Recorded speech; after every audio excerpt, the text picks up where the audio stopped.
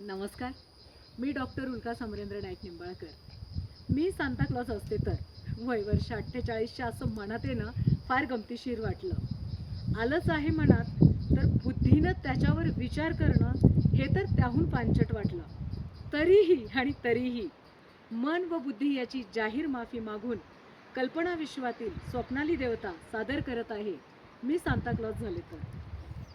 Santa Claus झाले तर अशी एक भाकरी, ब्रेड, पिझ्झा, नूडल्स, सूप बनवीन आणि देईन साऱ्या भुकेलांना की त्यांची ती भूक शांत होईल.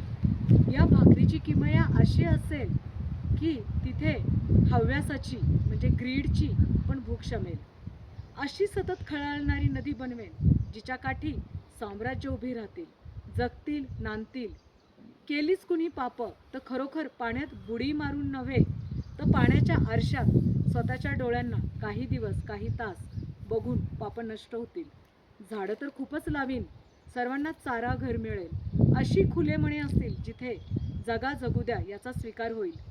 प्रेम जगण्याची रीत असेल, जगणं विश्वाने दिलेलं लेणं मिरवणं असेल. खूपच कल्पना झाल्या, पण कल्पनेनेच विश्व साकार होतं असं ऐकलंय.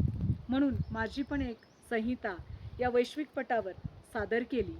अमेन, अमेन, तथास्तु.